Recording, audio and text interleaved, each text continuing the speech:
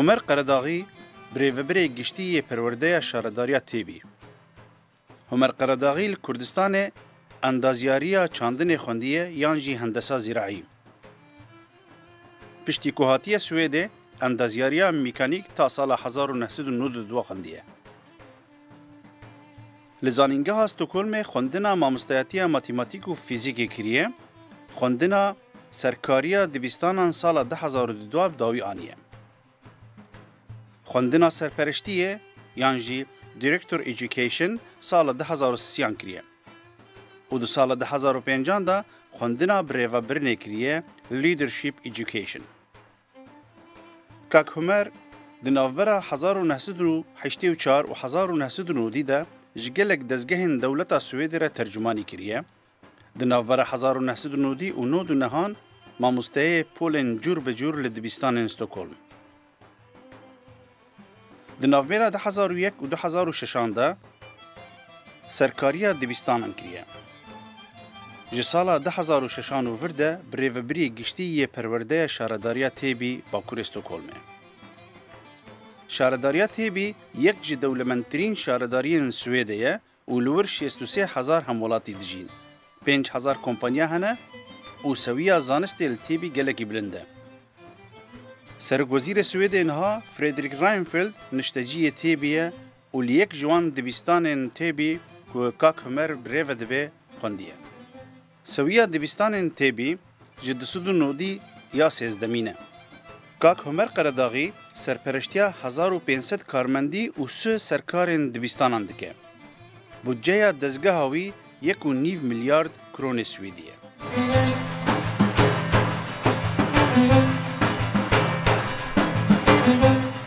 Kak Homer Qeredaxî mudîrî terbiyeyê şaredarî Têbî berpirsê perwerdeyê di şaredariya Têbî de tu bi xêr hatî Kurdistan TV. Cavit xweş bin. Yani niha warên berpirsyariya te çi ne di vî karê handa? Berpirsyariyetî min wekû hemû berpirsyarî bilên mudîrî terbiye ya berêwberî perwerde wekû wî Kurdistan. Eger berêwberî perwerde bî yanî şêfî hemû mudîrekanî. Komala qutabxanî zor heye li komûnîtiyê biya. Qutabxanekan her li sawayanەوە اینجا ئەچێت بەرزەبێتەوە چێ بۆ بڵین ئەو لە کوردستان پێڵین بنەڕەتی قۆناغی بنەڕەتی هەموو قۆناغەکان زایدەن قۆناغی ئامادەیی و خوێندنی گەورە ساڵانیش لێرە خوێندنی گەورە ساڵان هەیە لە کوردستان پێڵن خوێندنی ئێواران بەڵام لێرە گەورە ساڵانە بەرپرسیاری من ئەوەیە کۆمەڵی قوتابخانەی زۆر زۆرم هەیە کۆمەڵی مدیرم هەیە کە ئیش بۆ منەکەن هەروەها ژمارەیەکی هێچگار زۆر مامۆستا تقریبا 800 مامۆستایە کە کارمەندن لای من قوتابیەکانیشم تقریبا 10,000 قوتابی زیاترە کە من هەمن تا gelek xwendinkirinê lê yek ji wan xwendinên dawiyê xwendina rêbertiyê tê çawa bibî rêber ev xwendin çend de dirêj bû û ev xwendineke bi serê xwe bû lê berdewamî bû ji xwendineke din re بەڵێ خوێندنی لێدەشکا لە سویدا زۆر زۆر جیاوازە لەگەڵ زۆر وڵاتی ترا هەمووی بە مەراحیلی جیاوازە کە تۆ سەر ئیشەکەت چییە ساکە من بۆ نمونە ئەو کاتانی کە بەڕێوەبەر یەک قوتابخانە بووم خوێندنی بەڕێوەبەرایەتیمە خوێند ڕێبەریمە خوێند وەکو لێدەشکا لیدەرشیپ بەڵێ ئەم خوێند ئەو وەکو ڕێکتور یعنی وەکو بەڕێوەبەری قوتابخانە وەکو مدیری قوتابخانەیەک ئەو خوێندنە زیاتر پەیوەندی بە ئیکۆنۆمی و بە یوریدیک یعنی ئیکۆنۆمی و یاسا بڵێ زیاتر پەیوەندی بە یاسا ئەوانە بوو دوای ئەوە ئێستا کابی بە مدیری پەروەردە لە مدیری پەروەردە خوێندنێکی تر هەیە ئەوە زیاتر بۆیە کە تۆ زیاتر ڕێبەرایەتی یعنی ئەو خوێندنە دەربارەی ڕێبەرایەتیە چۆن ئینسانە بێ بە ڕێبەرێکی باش ڕێبەری باشیش ئەو کەسەیە کە خەڵکێکی زۆری لە پشتەوە بێ من هەر قەرارێکمدا بڕیارێکمدا ئەبێ پێشەوە قسەم لەگەڵ مدیرەکان کرد بێ مدیری مەکتەبەکانی کە من هەمن قسەم لەگەڵ کردبێتن تا وردەوردە ئەگەینە قەناعەتێک کە ئەم بڕیارە باشترین شێوەیە ئەوە خوێنی ڕێبەرایەتیە بەڵام لەگەڵ ئەو خوێندنا هەنێ شتی تر شێوەکو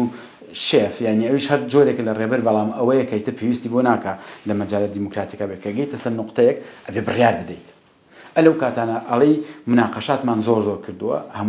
هەموو شتێک بڕاوەتەوە ئێستا سیرەکەم دووسێ ڕێی جیاواز هەیە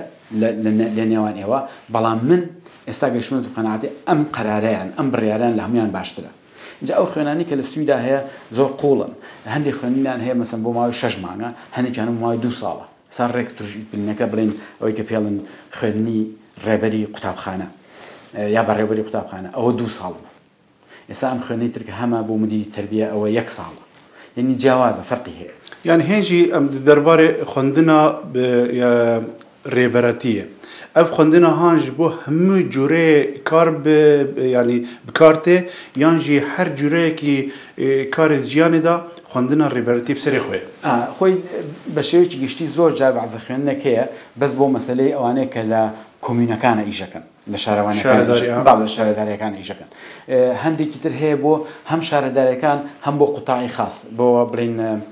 چی پێڵن ئەوە فری مارکنات ئاواهی قوتاعی خاص ئەنی بازار ئازاد بەبوورە بۆ بازاری ئازاد ئەوە هەنێ خوێندن هەیە بۆ هەردوو لایەکە بچکە هەنێ ڕێبەرایەتی هەیە ئەوەی کە پەیوەندی بە شارەدارەکان و شارەوانی ئەوانەوە هەیە ئەوە زیاتر پەیوەندی بە مەسەلەی تۆ ئەبێت لە 100% یاساکان بزانیت ئەبێت لە 100% ئیکۆنۆمیەکە تەواو بێ بەڵام ئەگەر بازاری ئازاد بێ سەرۆکی کۆمپانیەکی بازاری ئازادە لە سەرفکردنی پارەکان بەو شێوەی کە خۆی بڕیارەدا باشە بۆ فرەتاکەی لەبەرو لێ دەرشکاپی ئەو یا ڕێبەرایەتی ئەو جیاوازترە لە ڕێبەرایەتی من کە لە بڵین لە دامودەستگایەکی حکومی و شارەوانەی ئیژەکەم فەرقی هەیە هەنەجار کاک عومەر ینی بەری کوت شێف بی بەری کوت ڕێبەر بی و مدیر تەربیە بی تو مامۆستا بووی ینی ئەوەژی دەدی نەئەزە بنرخینم ئەگەر جەنابێتە نەمامۆستایەکی باش باژی وەلێ جێتە بلندتر و بلندتر نەدبوو بیاتە ڕۆڵا مامۆستا دیرۆکێدا وا ساڵانێک کوتە تێدا خوێندن و پەروەردە کرد تێ گوهارتن یان نایە گوهارتن یان وەک خۆمایە ڕۆلی مامۆستا بە شێوەیەکی گشتی ئەبێ تەنانەت لە ساڵ بۆ ساڵ بگۆڕێ یعنی مامۆستایەکی ماتماتیکیش بگریت بیرکاری بگریت ئەبێ شێوەی وانەوتنەوەکەی لە ساڵێ بۆ ساڵی تر بگۆڕێ ڕۆلی مامۆستا ئەگەر من مقارنە بۆ مامۆستانێکم کە لە سویدا هەمەیە و کاتانی کە خۆم مامۆستا بووم لەگەڵ ئەو مامۆستانی کە لە کوردستان هەن یعنی جیاوازی هەیە هەستەکەم جیاوازێکی زۆری بچکم پەیوەندیم بە کوردستانە لەگەڵ حکومەتی هەرێمی کوردستان ئیشم کردووە لەگەڵ پەرلەمانە ئیشم کردووە بۆ مەسەلەی نوێخوازی لە سیستەمی پەروەردەی کوردستانەوانە جیاوازێکی لەوایە کە لێرە مامۆستا ئەوتۆنۆمە زۆر ینی بڵین حکمی ذاتی خۆی سەر بەخۆیە مدیر زۆر دەست ناخاتە کارەکانیەوە من مدیری تەربیەم ئێستا من زۆر دەست ناخەمە کارەکانی مدیری قوتابخانەکانەوە بەڕێوەبەری قوتابخانەکانەوە ئەو سەر بەخۆی وای لێکە مامۆستا مێشکی کراوەیە ئەتوانێت توانای ئینیسیاتیڤ ینی دەست پێشخەری ئەتوانێت زۆر بەسەر بەخۆی دەست پێشخەری خۆی بکات مامۆستا بڕیارەدات خۆی کام کتێبە بەکارهێنە لە خوێندنە لە کوردستان وانە لە کوردستان مەسن لە کوردستانی ڕۆژهەڵات لە کوردستانی ڕۆژئاوا تۆ خۆت لە کوردستانی ڕۆژئاوا مەسەن بینی مامۆستاکە بڕیاردەن کە ئیتر ئەو کتێبەیە ئەو مەنهەج ئەبێ ئەو بخوێنرێ لێرە وانە لێرە من بە هیچ شێوێ نە من نە مدیری مەکتەبەکانم بە هیچ شێوێ تەداخل لەوە ناکەین مامۆستاکە کام کتێبە بەکاربێنێ بۆ وەکو مەنهەج لەبەرەوەی ئازادە کتێب ئازادە مامۆستا سەربەستە لەوەی خۆی چۆن بیرکاتەوە کەواتە ینی داواکاری لەسەر مامۆستا لە سویدا زیاترە و داواکاری لە مەسەن لە شارێکی کوڕین هەولێر زاخۆ دهۆک سلێمانی قامیشلی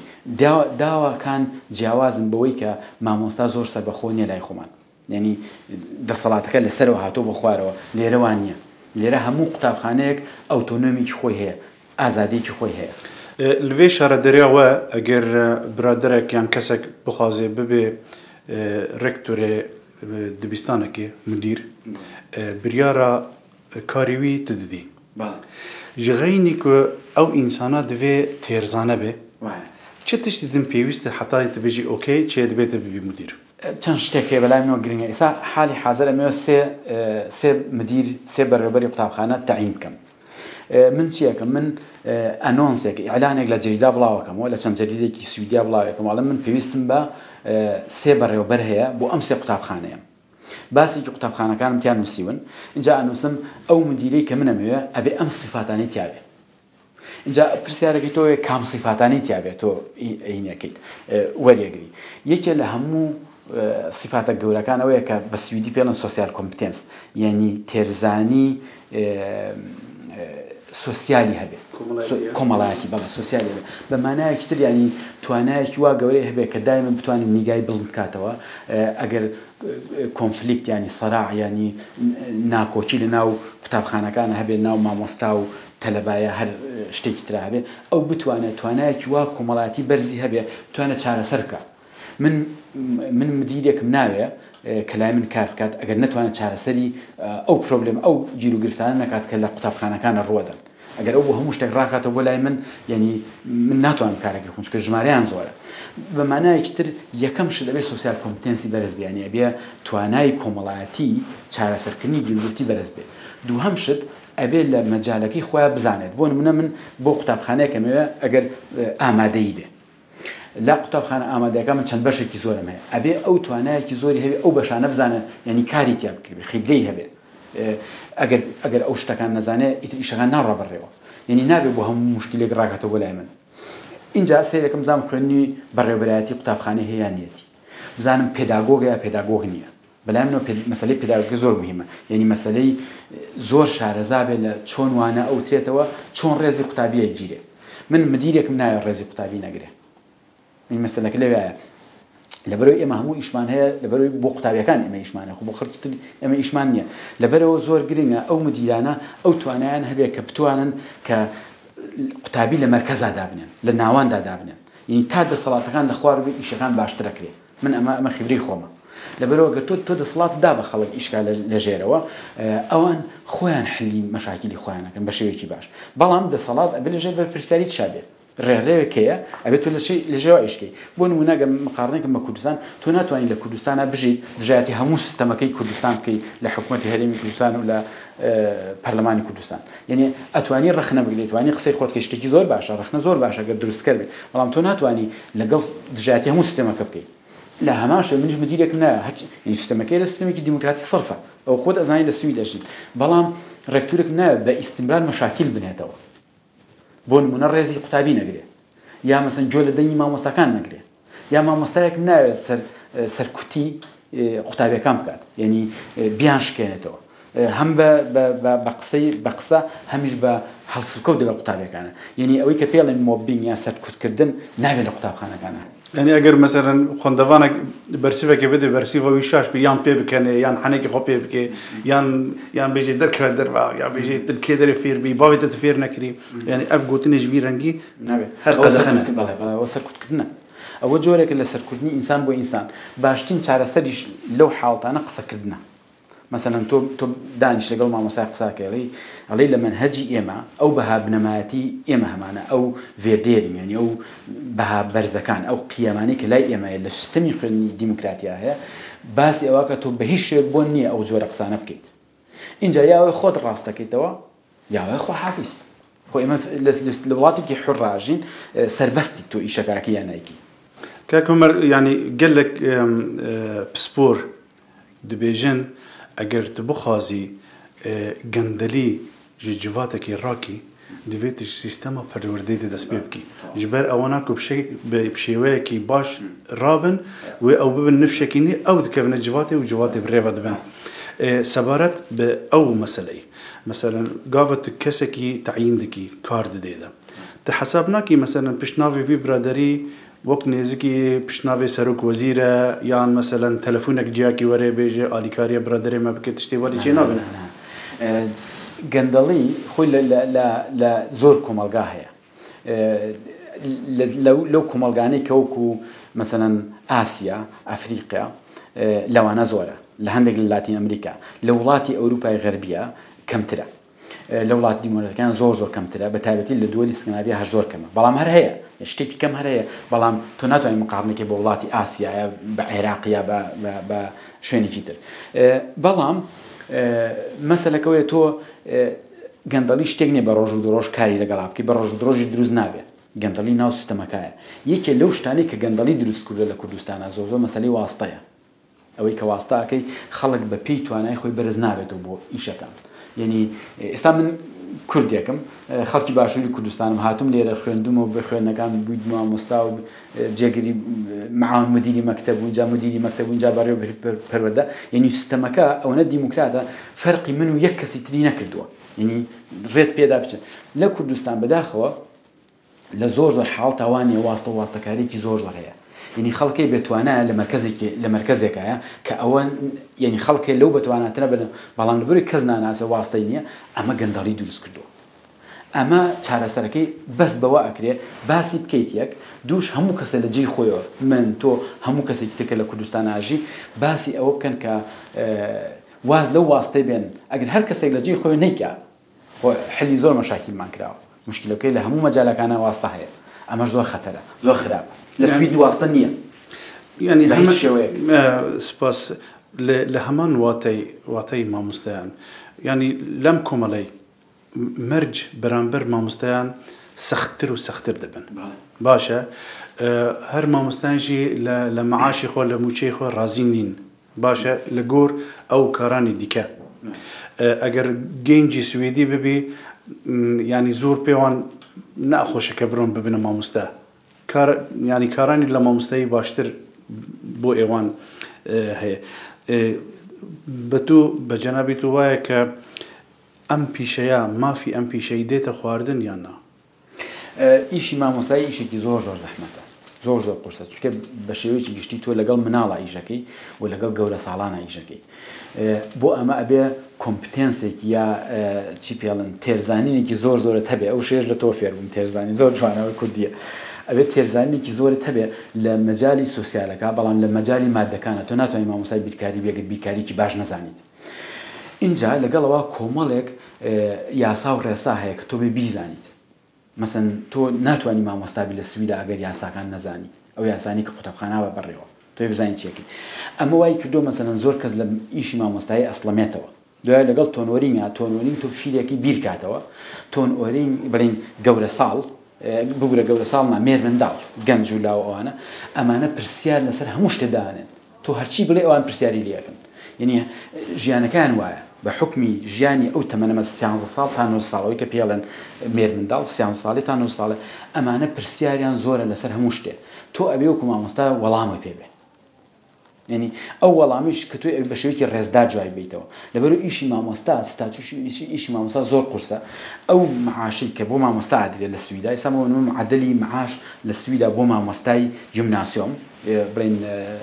ئەمە یومناسیۆم ئامادەی مرحلەی ئامادەی 30,000 کرۆنێک 30,000 کرۆن تقریبا تقسیمی حوتێکی نازانم 4,000 دلار 4,000 شتێک دۆلارەکە دوای کە زەریبەی لێلانێ مەسەن 3,000 دلارێکی هەموومێنێکێتەوە. ئەمە کەمە ئەگەر لە من پرسی ئەمە کەمە لە چاو ئیشی مامۆستایە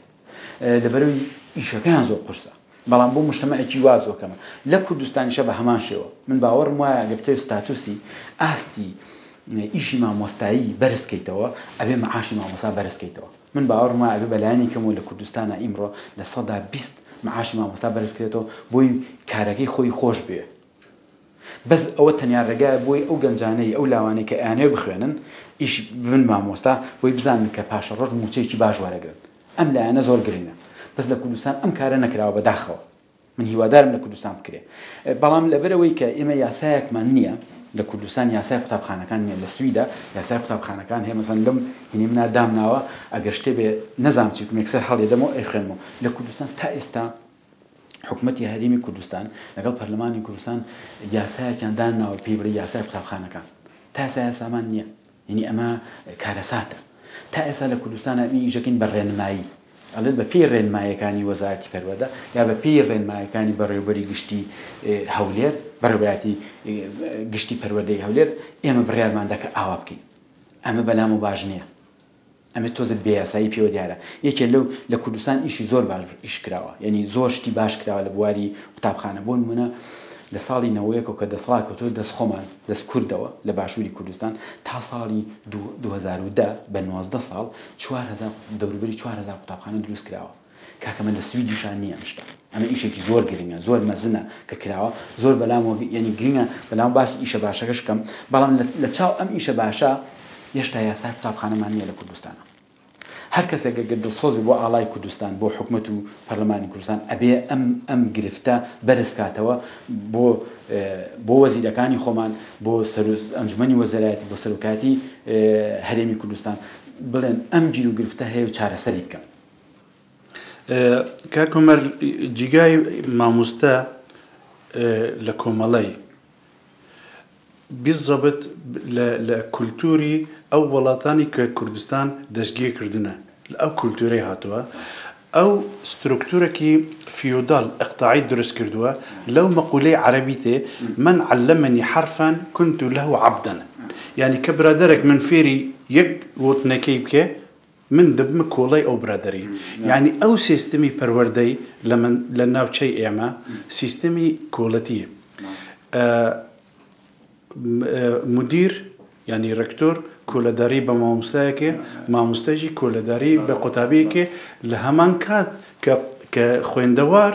ئەوە سنتەرە لە ئەو مەکتەبەی ئەگەر ئەو خوێندەوارە نەبێ یعنی کاری مامۆستایش نییە و کاری مدیریش نییە. ئەو ستروکتورە لە گۆڕ ئەو وڵاتانی پێشکەوت و وەکو سوید فەرقیکەین جیاوازی و دوانە سیستەمی پەروەردەی سوید سیستەمی فێرکاری لە سویدا سیستەمێکی پەروەردەی دیموکراتیە. مناڵ قوتابی گەورە ئەکا بۆی بن بە ئینسانێکی دیموکرات بۆی بیر بکەنەوە. سیستەمی پەروەردە لە شەرقی ئەوسەتا لە ناوەڕاستی ڕۆژهەڵاتی ناوەڕاستە لە ڕۆژهەڵاتی ناوەڕاستە سیستەمی خوێندن سیستەمێکی فێرکاری دیکتاتۆریە تا ئێستا ژوایە. بڕۆسەری سووریا بکە بڕۆسەری ئوردون بکە بڕۆسەری سعودیە بکە. بۆچی دیکتاتۆریە؟ لەبەرەوەی قوتابی فێرکار فێری ئەوە ناکە بیر بکاتەوە خۆی بیرکاتەوە بەسەر بەخۆی بیرکاتەوە فێری ئەوەی ناکە بە هابنەمایەکان کە لە یەکسانی ژن و پیاوە دەست پێەکە لە یەکسانی کچ و کوڕۆ دەست پێەکە لەسەر بەستی تا کەس و قسا بکە. ئەمە وای لاتوە کاکە ساڵح ئێستاش لە کوردستانە کە قوتابی بەیانی دەزەکا بە خوێندن کە مامۆستاکەی تەژورۆ ئەبێ هەمویان هەستن لەبەر مامۆستاکە ئەڵێ هەستن ئەبێ هەمووی هەستە لەبەری مامۆستاکە بۆیان نییە دانیشتنەوە هەتا مامۆستاکە نەوە دانیشتنەوە. ئەمە دیکتاتۆریەتە. ئەمە جۆرێک لەسەر کوردکردن تۆ مناڵێکی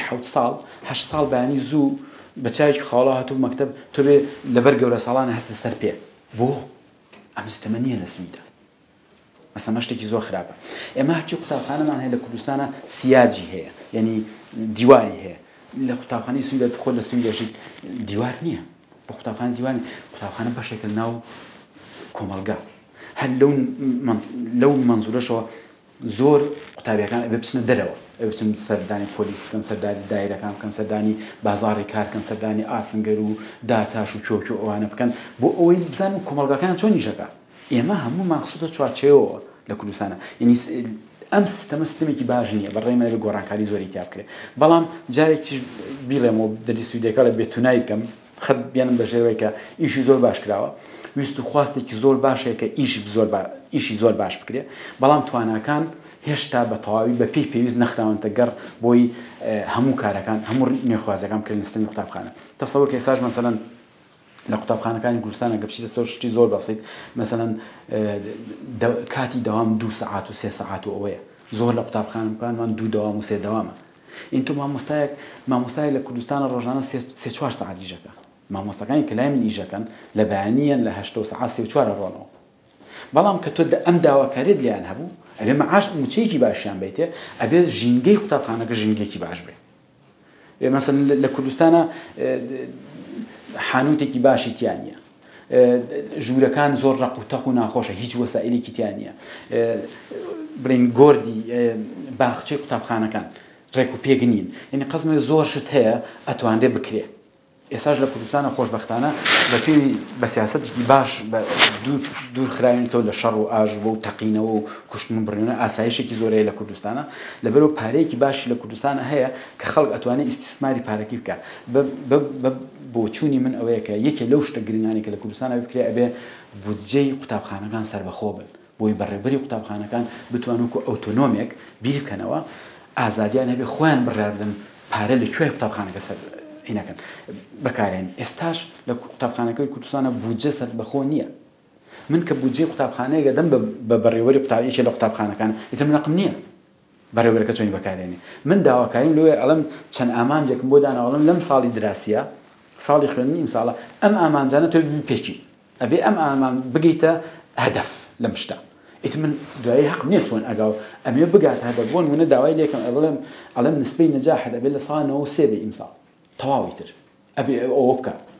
بلام شوني أكاد بحركة شون بكائن شن ما مسألة عينك وشن ما مسألة با أو إشي مني أو إشي مدير مكتبك كده قال لك إشحالاكي دواري نظري وتيوري دربارة پرورده دا قال لك برتوك نویساندنه وقال لك جوتارجي تلفرور نویساندنه وهر وهات محاضرة سيمينار جديدي لدرين جور بجور دواري پرورده دا تذكريش مرة كرم كي بكرتاي بيجي چند كتابن برتوكيتا ودرباري چدانه كتابة كاني من سي كتابن كتابة كان بناوي سيستمي فركاري يكي كان يكي كان بناوي ريفورم نسيما يكي كان بناوي چوناتي سيستمي فركاري يعني هموي لبواري سيستمي فركاري كتابة كان بو لبروي بالرأي من زور جرينيا كتو لمبوارانا بتوانيت أو تجربي كهمل للسويد ونقل كم بو كردستان كتابة كان خوش بختانا وزارتي پرورده لحكومة يرمي كردستان چاپيان كردون يعني اوان خوان هر كتابي 6,000 نسخان اللي چاپ كردون هر داني ده نسخه كان داوا بمن اتل باقي خوان توزيع كردو بسر قطاب خانقاني كردستان بو بريوري قطاب خانقان بو اوي زياتر وكو برين وكو راهيزان بو بهيزيان كات اینجا ایش کانی من زیادتر لو بواره سیمینار کانش معمول لو بواره مثلا زوج جاهاتم تو کردستان جاره مثلا درج لکردستان بوم بلین لو درجة ده سیمینارم کردوا لدهوک و حتی مثلا کلار جاری و ابو هر روزی لشون سیمینار کان کرد یکسری آخر روز بلین لحولیار بوم سیمیناری آخر دانم لحولیار کردو گرامتو بسوید او زور گرینه برای من او پیوندی او کنتاکت كمن هم بلا كردستان يعني بشيوكي براكتيك يعني ذكرنا دا چاو مروكاني ازمونا كسايتين وقتا ببي كردستاني طبعا زور گرينه بو منيش گرينه بلان بو كردستان زور گرينه او ريفورماني كراون وقت خو من سرتاو كو بروجيك پیشکشی وزارت پرودم کرد 22 ريفورم بون اسا خوش بختانه حوتي كان كراون يعني ايجي بيا كان كردستان مثلا لبواري هناكي لبواري تحقيق نكان هناكي بواري درچون ودرنچون لپولکانی سرتایی بلين قناغي بن الرتيا هنديك يقطاب تحقيق نكان نيوي سال نمينه بوليش ليك بو شش هبو جاران دوای ناوندي هبو ساهمي كراو به كبو به الزامي ليك بنو يعني كمال ريفورم زور باش كراوا زورم پی خوشا بلام او هموی نیه زور لنا يعني نها بشك جو كردستاني ام بيجن نيف آزاده باش يدنجي هين وك خونه قال لك ما مستهن الكردستاني وي تماشي برنامج ما بكن بخازن سود جي ورقرن او ما مستهيك بخازن ببي ما مستهيكي باش وتيكليه هم ريزي احترام ناف بينوي وخندواني بيدهبه يعني بجنابتو دبي تشي بك ما مستاكتي بكات ببوتوني من او مسألة ما مستعاتي لانا سوسيالكي لهم لانا كتير جرينترا چونكي هيج ما مستعجني لبواري آمادية لبواري قناغي من الرتيا لمتوسطة أو ناوندي هيج ما مستعجني أو درساني خوي نزان بيلتو هم يزان بيلن ما مساعد بيركاري زان بيركاري بيلتو بلام لانا سوسيالكي أبي خوان بهز كان لانا سوسيالكا لانا سوسيالكا بالليتراتورة كده بخوان نواكله بتشون بودورة كده أما لكردستان يقرف تتمانه مثلا نخوان نواه يعني زور كما خواني نواه لبرو خوان نواه زور مرالكي باش لا إنسان درست يعني أخلاقيتي برز خروجتي برز لا إنسان درست كا أما يكل اشتكاني تمانه أدبي تونورين مانية يعني أدبي تشيروك الرومان مانية بو مير من دال بو لسان صالي بو نصالي نيمان لكردستان أما لاني يعني أو مرحلة كوبيد فيجن مراهقين مراهقين بلا نيمان بداخل لمرحلة مراهقة مثلا كم رومان كم تشيروك نوس الرومان نوس مان هي ك تشيروك الرومان نوسي بو مرحلة مراهقة نية كم ما مستعمل هي لو بوارا مثلا كتابي دانا بو تونوري نيمانه بشرط جرينترين توجي كمالن اوانن پاشا روجا بن بربر اوانن پاشا روجا ما مستا بساق تاكسي با چوزان دوکانار با سرو کمپانیا بلام هیچ تگنی بویان لکردستان زور ناخوشه بلامو اینجا ما مستا چیکا ما مستا به خلو بوارنا قرقاتو للاین سوسیالیکا برای ملاین سوسیالیکا زور گرم اف پرسما داوی بو قال لك سپاس دكن كنت أف هفقي فين دا كردستان تي في وأم هيفي دارن أم بيشروجي دا جديد زاهر بيجي